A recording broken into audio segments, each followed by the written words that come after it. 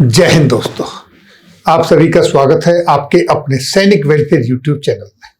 दोस्तों, 8वें वेतन आयोग के गठन पर तथा ओपीएस के ऊपर सेंट्रल गवर्नमेंट के जितने भी एम्प्लॉय हैं, सैनिक या पेंशन होगी, उन सबको जवाब मिला, रिटर्न में जवाब मिला है। इस पे चर्चा करेंगे। उससे पहले कल जो बजट आया था, बजट के तहत सेंट्रल गवर्नमेंट एम्प्लॉयों को बड़ी निराशा लगी। उनको सिर्फ क्या मिला? बजट के नाम पर 25,000 रुपए का स्टैंडर्ड डिडक्शन बढ़ा दिया गया, 50 से जिसे 75,000 कर दिया गया, और 17,500 इनकम टैक्स में फायदा हुआ, वो भी हायर सैलरी वालों के लिए। तो वहां निराशा ही लगी। लेकिन ये जो जवाब मिला है क्या है, ये देखिए आपके सामने। जैसा कि आप यहां देख पा रहे हैं, लोकसभा के अंदर सांसद श्री आनंद भदौरिया जी द्वारा ये पूछा गया कि 8वें वेतन आयोग का गठन constitution of 8 central pay commission के ऊपर माननीय वित्त मंत्री जी से पूछा कि वो ये बताने की कृपा करें कि whether the government has received representation from various quarters regarding constitution of 8 central pay commission during the month of June 2024। 8वें वेतन आयोग गठन के लिए कोई प्रतिनिधित्व उनको मिला, रिप्रेजेंटेशन मिला या नहीं? दूसरा, इफ सो, अगर मिला तो उसकी डिटेल्स क्या है और उसके ऊपर क्या एक्शन हो रहा है? रिप्रेजेंटेशन उनसे मांगा। दूसरा क्वेश्चन था the time by which the government would constitute 8 central pay commission for revision of pay and pension of central government employ in view of unprecedented inflation in the country. जो महंगाई बढ़ रही है, inflation है, उसको ध्यान में रखते हुए 8वें वेतन आयोग का कब गठन होगा, कब उसका इम्प्लीमेंटेशन होगा, इसके ऊपर सवाल पूछा। मिनिस्ट्री ऑफ फाइनेंस के अंदर मिनिस्टर ऑफ स्टेट सांसद श्री पंकज चौधरी जी द्वारा जो जवाब दिया गया वो कुछ इस तरीके से है। 2 representation have been received for constitution of 8 central pay commission in June 2024, यानी जून के महीने में उनको 2 रिप्रेजेंटेशन मिले हैं। 8वें वेतन आयोग गठन के लिए 2 रिप्रेजेंटेशन मिले हैं, लेकिन उन्होंने क्या कहा? No such proposal is under consideration of the government at present, यानी कि प्रेजेंट हालत में इस वक्त ऐसा कोई प्रपोजल भारत सरकार के विचाराधीन नहीं है, यानी अभी नहीं है, भविष्य में हो सकता है या नहीं हो सकता, ऐसा कोई टिप्पणी नहीं कहा। जैसा कि आप सभी जानते हो, 8वें वेतन आयोग का इम्प्लीमेंटेशन 1 जनवरी 2026 से होना है, क्योंकि 2026 में ड्यू है। और अगर कमेटी बनती है तो उसको कम से कम 1-1.5 साल से 2 साल का समय चाहिए, ताकि वो पूरी स्टडी करे और अपना रिकमेंडेशन दे। तो अब वो उतना समय बचा भी नहीं है। आगे क्या इसका रिजल्ट निकलेगा, अनसर्टेनिटी बनी हुई है, कोई निश्चित नहीं है। दूसरा, ओल्ड पेंशन स्कीम के ऊपर जो डेवलपमेंट है वो कुछ इस तरीके से है। ये भी लोकसभा में एक क्वेश्चन पूछा गया 22 जुलाई को, और पुरानी पेंशन योजना का कार्यान्वयन, इसके ऊपर किसने पूछा? सांसद सुश्री प्रणति सुशील कुमार सिंधे ने पूछा। क्या वित्त मंत्री यह बताने की कृपा करेंगे कि सरकार पुरानी पेंशन योजना लागू करने पर विचार कर रही है, और यदि हाँ तो 1 जनवरी 2004 के पश्चात सेवा से आए हुए कर्मचारियों को इसे कब लागू किए जाने की संभावना है?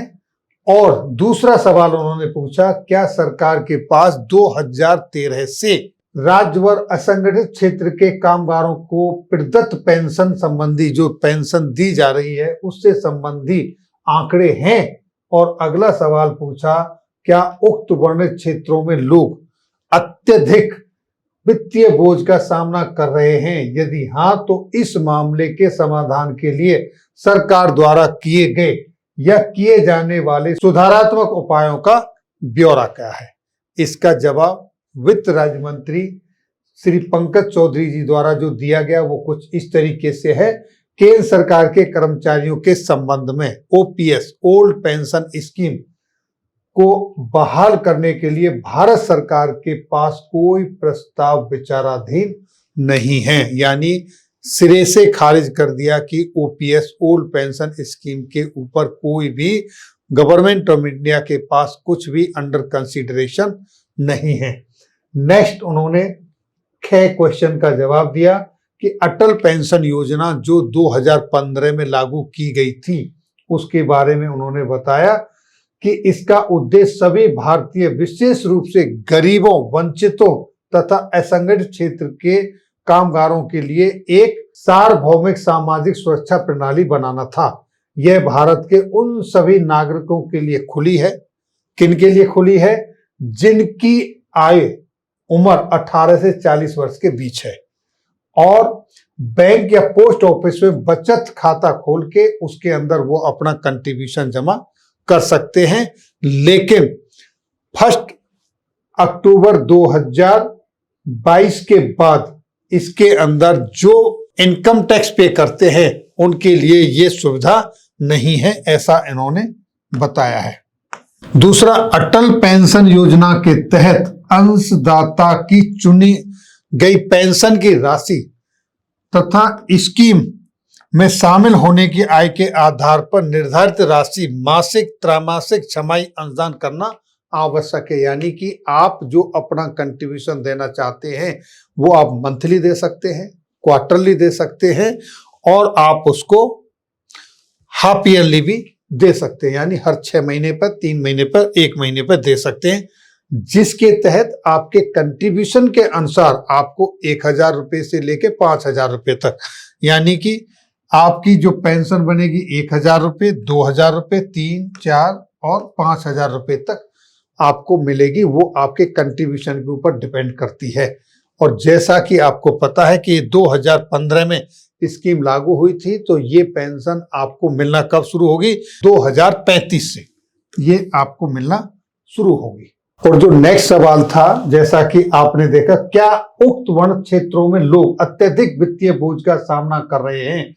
यदि हाँ, तो इस मामले में समाधान के लिए सरकार द्वारा किए गए या किए जाने वाले सुधारात्मक उपायों का ब्यौरा क्या है? इस संदर्भ में वित्त मंत्री श्री पंकज चौधरी जी द्वारा बताया गया कि प्रधानमंत्री श्रम योगी मानधन पेंशन स्कीम लागू की गई थी और ये लागू हुई थी 2019 में।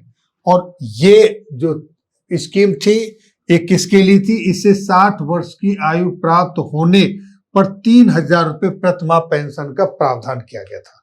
और इसमें भी आने वाली जो एज थी वो 18 से 40 वर्ष के लोगों की आयु रखी गई थी। और ऐसे कामगार जिनकी मासिक इनकम 15,000 रुपये प्रतिमाह या उससे कम है, वो IPFO, ESIC, NPS के मेंबर नहीं है, उनके लिए ये स्कीम थी। और इसके तहत 50% का कंट्रीब्यूशन इंडिविजुअल को देना था और उसके बाद केंद्र सरकार की तरफ से दिया जाएगा उतना ही। और इसकी जो अंशदान की जो राशि है जो आपको कंट्रीब्यूशन के रूप में, वो 55 रुपये से 200 रुपये तक जमा करना है। क्योंकि ये स्कीम 2019 में लागू की गई थी, इसलिए इसका इम्प्लीमेंटेशन भी 39 से मिलने की संभावना है। यानी 39 से ये शुरू होगी।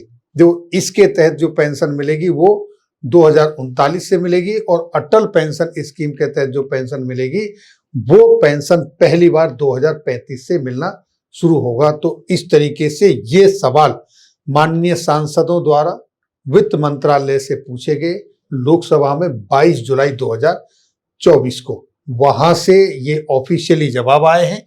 इनकी प्रतिलिपि कॉपी आपको मिल सकती है, आप व्हाट्सएप पे ले सकते हैं, मेल पे ले सकते हैं, या आप लोकसभा पार्लियामेंट्री वहां पर जाएंगे, सर्च करेंगे क्वेश्चन आंसर में, तो वहां से भी ये आपको कॉपी इनकी मिल जाएंगी। ये थी जानकारी ओपीएस एंड 8वें पे कमीशन के गठन के संदर्भ में। तो फिर मिलेंगे आपके वेलफेयर से जुड़ी किसी अन्य जानकारी के साथ अगली वीडियो में। तब तक के लिए जय हिंद, जय भारत।